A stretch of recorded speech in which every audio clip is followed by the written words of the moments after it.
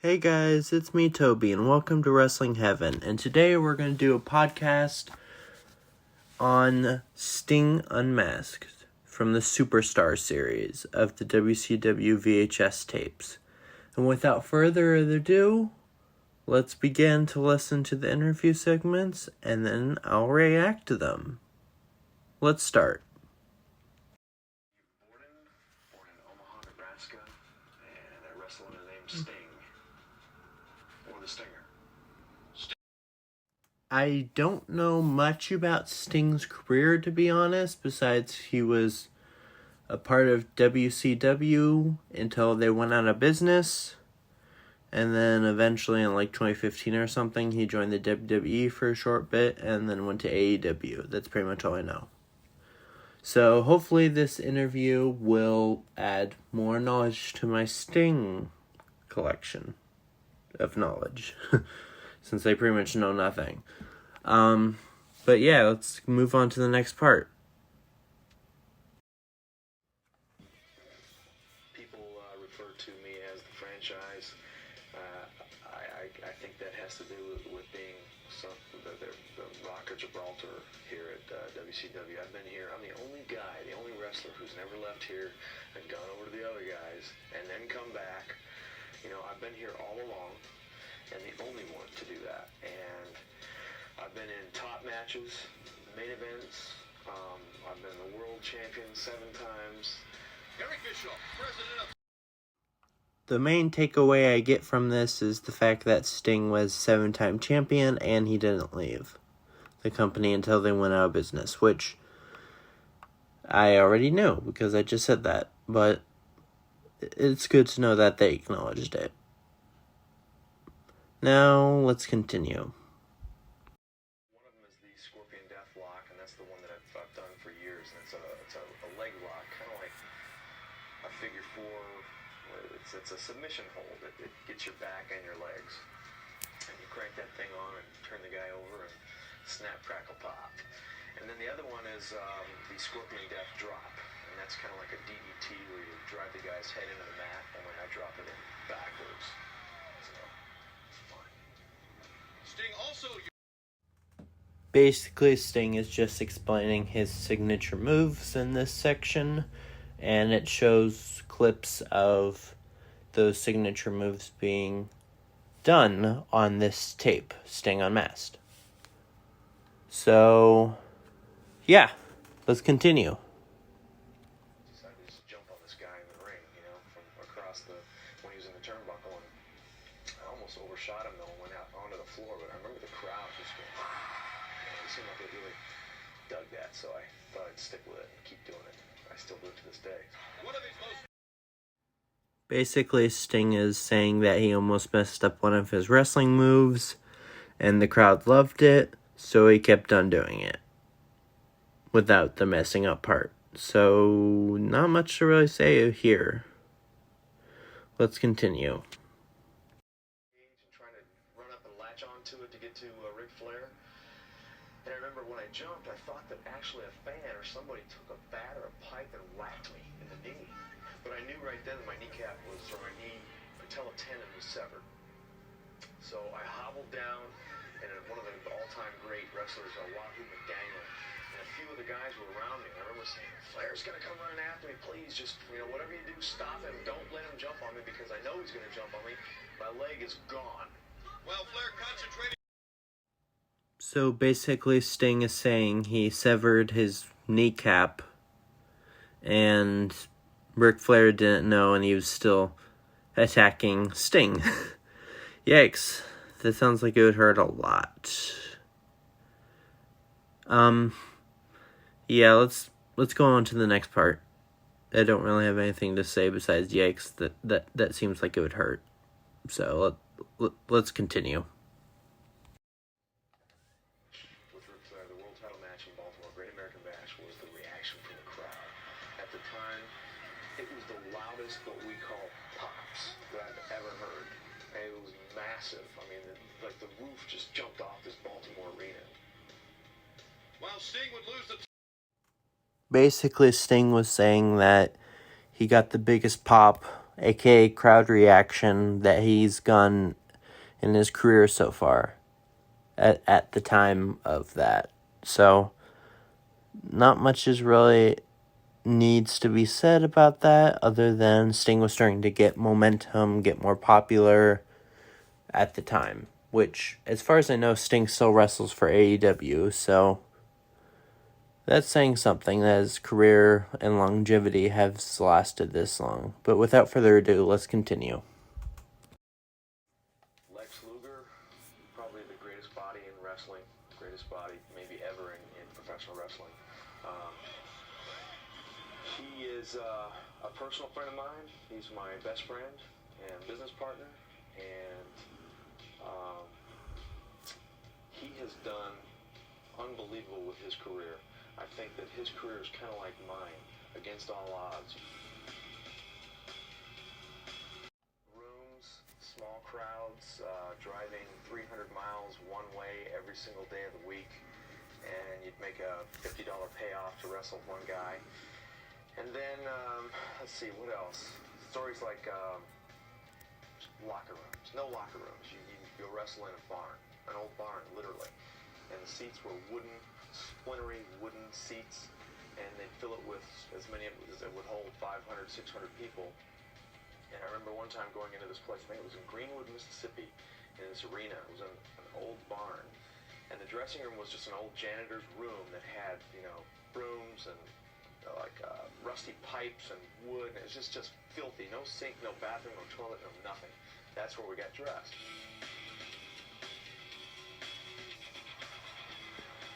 The readers of Okay, basically in this, Sting is talking about how back in the day wrestling wasn't nearly as popular as it ended up becoming, to the point where paydays were like $50. They wrestled in old barns. Wrestling wasn't a sideshow, so to speak, not a main attraction like it is then or today. So yeah, that's what Sting was talking about in this segment, and honestly, in my opinion, yeah, I agree with him. Wrestling has come a long way from then and also now. And let's continue. Big Van Vader, yeah, he took my title, but I could care less about Van Vader. He's gone now, and he's gone because of me. He's gone because of the old Sting. Imagine what the new Sting could do to a guy like Vader now. The old Sting got rid of him, Scorpion Deathlock, whatever happened to him, I don't know, but he's gone. And I knew I was going to get the world title back someday anyway, and I did. Sting spent the... And I'm sure he got many more titles along the way in his long career. Anyways, yeah. I don't really have anything to say about this segment, but let's move on to the next one. I started with a guy who later became the Ultimate Warrior, and we had no face paint. We were just horrible, terrible wrestlers, but we were both big, and we wanted to get in with, at the time, the Road Warriors. And then eventually, because we were so bad, we decided to paint our face a little bit. And originally, we had kind of like the Rocky Horror Picture Show kind of look, and we did get attention.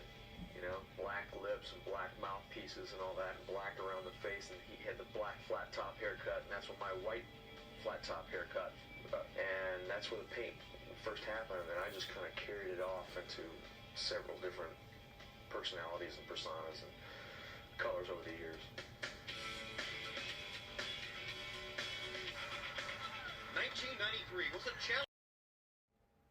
Basically, in this segment, Sting talks about where him and the Ultimate Warrior got their whole face paint look from, which I find interesting because you would think Sting was always a somewhat successful wrestler and didn't really have to get attention, so to speak, but I guess he did.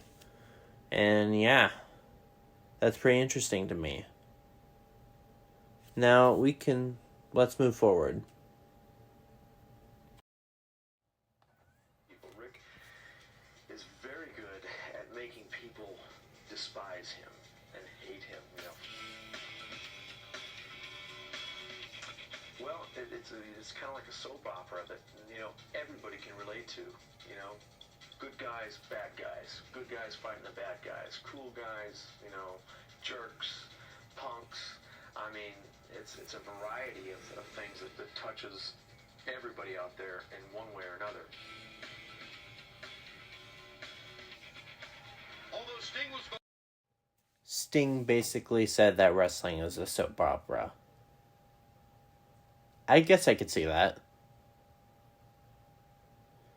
Let's continue. I don't really have anything else to say about this segment, so. Nash versus Sting and Randy Savage. I remember being excited because it was one of the first times I was able to do something with the Macho Man. And the other thing that I remember about it is Hulk Hogan announcing to the world that he was coming from the dark side now. The NWO champion. In this interview segment, he basically talks about the NWO, how do I put this? Not reuniting, but forming. Yeah, forming. The NWO's forming and how he was defeated with the Macho Man in a tag team match with Scott Hall and Kevin Nash versus Macho Man and Sting. There's not much else to really say about this, so I'll continue now. Motivation behind the silence was, once again, to make it really interesting for people. Sometimes less is more. And instead of, on camera walking out in front of 20,000 people saying, I'm going to get you NWO guys, all in this, I'm coming after you, blah, blah, blah, sometimes silence is better. Sting made many of. I guess the whole silence is better, maybe worked better in the 90s, but now that's a career-ending move. So I've heard from other wrestlers like The Undertaker and stuff in interviews, but yeah, not else to really say about that, so let's continue. Silence seems to mean more, and I thought that it would mean a lot more, and it did, If you just come out and bore holes through somebody with your eyes, that can tell a story, Your eyes can tell a big story alone. So that's what I believed, and so I thought that the silence was a big payoff. For many months. Yeah, I really got nothing to say about this segment. Besides, if it works for you, Sting, it works for you. Let's move on. The black and white Sting was WCW. So people think that if I'm black and white, I'm going to be a Hollywood NWO. That's not true. You're right, that's not true, because eventually you joined the Wolfpack instead. Yeah, not much to say on this other than he never did join the NWO, the normal black and white NWO as far as I know. I think he only joined the Wolfpack for a little bit, and then when the Wolfpack and NWO turned back into one faction, he was out for an injury, so they didn't really do anything. So yeah, let's get started with the next part. Actually, when I won the world title against Hulk Hogan in front of 16,000 people, it was an unbelievable feeling because I was there with all my friends, Lex Luger and the Steiner brothers, and everybody celebrating with me. And then once again, the rush of those people, it's a rush and a feeling that you cannot describe unless you live it. So I could never tell you in words what that's like. But, for so long, the NWO was such a strong force. So many months of silence from me. And although I was silent at the end of that night, we were still victorious in so many different ways for WCW. So we were put back on the map once again. In this segment, Sting talks about how he got to celebrate with his WCW amigos, friends, the night he won the title from Hulk Hogan, from Starrcade, I think. Other than that, Sting doesn't really say anything else, so we'll continue on from here. Without the fans, we wouldn't be here. When Hulk says, without me, you wouldn't be here, the wrestlers would be here, and I know that. Forced away. In this situation, Sting is 100% true. If it wasn't for the fans of wrestling, no wrestler would be, well, a wrestler. Or known, for that matter, as a wrestler. So, without further ado, let's continue, shall we? Those things that just seem to fit like a glove. Just seemed right because the chemistry with Kevin Nash, the total package, Lex Luger, my best friend, and K-Dog, Conan. I mean, it's all been working very, very good, you know. You go into these arenas now, and it's a sea of red. I mean, it's incredible. It's like watching, you know, Nebraska play or something like Go Big Red or something. It's incredible. The Wolfpack signs out there all over the place, and Wolfpack chants. It's incredible. It's working great. The enthusiasm. One of the great things about being red and black, the Wolfpack, another thing that's great about it is the fact that I can talk again. You know, for so long I didn't talk. I was silent, and that worked great. But now the personality can come out again, and I can start to relate to the people vocally again. I think that a lot of people are under the impression that Kevin Nash is like the head of the Wolfpack, and he's like our spokesperson or whatever. But there is no leader. Like Hogan is the leader of the NWO, I guess. I think he is. We all are our own leaders. That's why on any given night, Lex could be my tag partner, Kevin Nash could be my tag partner, Conan could be Macho Man, just Looney Tunes 24 hours a day. So I don't think that any one person has more mic time than the other guy, you know? I mean, so we're all like giving and taking. The future holds many possibilities for Sting. In this segment, Sting is basically talking about how he joined the Wolfpack, why, and how there's no leader of the Wolfpack like there is with the NWO, how Hulk Hogan was the leader, but in the NWO Wolfpack, there was no leader. And yeah, that's pretty much what Sting talked about, and I'm also pretty sure that's the last interview segment on the tape. So, if you enjoyed this video, you know what to do. See you guys next time. Bye.